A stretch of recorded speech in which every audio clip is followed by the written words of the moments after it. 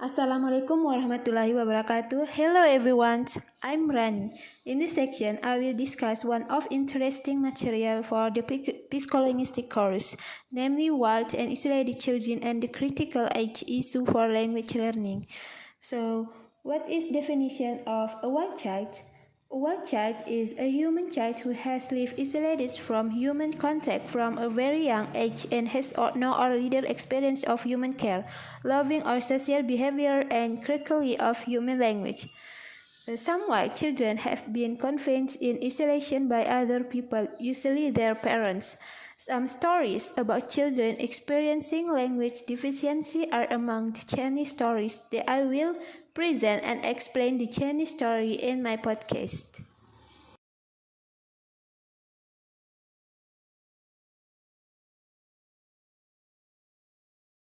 Jenny's background lies in isolated. Jenny's story comes to light on November 4, 1970 in Los Angeles, California. And an investigation by authorities quickly reveals that the child had spent most of her life in this room, often tied to a potty chair. The case name is Jenny. This is not the person's real name. Jenny's life prior to her discovery was one of utter deprivation. She spent most of her days tied naked to her potty chair, only able to move her hands and feet. When she made noise, her father would beat her.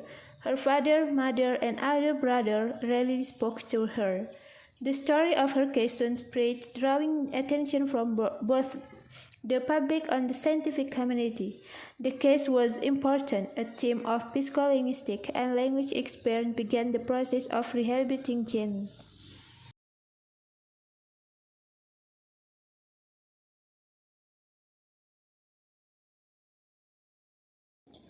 Jenny and language teaching. Early education. The National Institute of Mental Health provided findings for scientific research on Jenny's case. Psychologist David Rieger explained the process. After assessing Jenny's emotional and cognitive abilities, Ken described her as Jenny's life is a wasteland. Her silence and inability to use language made it difficult to assess her mental abilities.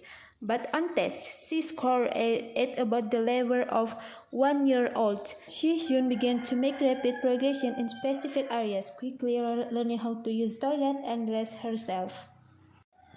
And the next step, language acquisition, progress towards the speech scoring at the level of a 1-year-old upon her initial assessment. Jenny quickly began adding new words to her vocabulary.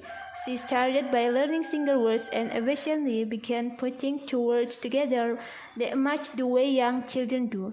Curtis began to feel that Jenny would be fully capable of acquiring language. After a year of treatment, she even started putting three words together occasionally. Unfortunately, this never happened for Jenny. Her language ability remained stuck at this stage and she appeared unable to apply grammatical rules and use language in a meaningful way. At this point, her progress level and her acquisition of new language healthy. Of course, Jenny's case is not so simple. Not only did she miss the critical period for learning language, but she was also heavily abused. She was Continue care. Jenny was removed from mother's care and went to live in the home of psychologist David Rieger, where she remained for the next 4 years. Despite some difficulties, she appeared to do well in the Rieger's household. She enjoyed listening to classical music on the piano and loved the draw, often finding it easier to communicate through drawing than through other methods. The next step further abuse. In 1975, Jenny returned to live with her mother, but Jenny was moved through a series of foster homes, where she was often subject to further abuse and neglect. Jenny's situation continued to worsen. After spending significant amounts of time in foster homes, she returned to Children's Hospital.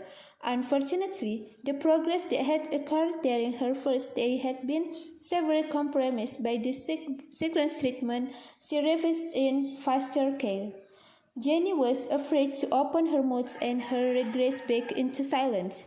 And the condition Jenny today. Jenny lives in an adult foster care home somewhere in Southern California. Psychiater Jay Surley visited her on her 27 and 29 birthday and characteristic her as legally silent, depressed, and chronically institutionalized. That's all from me. The story of Jenny Rice in Israelite that can provide lessons for children's language development and affection for early childhood children. Thank you for listening to the story from Jenny. Hopefully provide insight to those who hear. See you next time.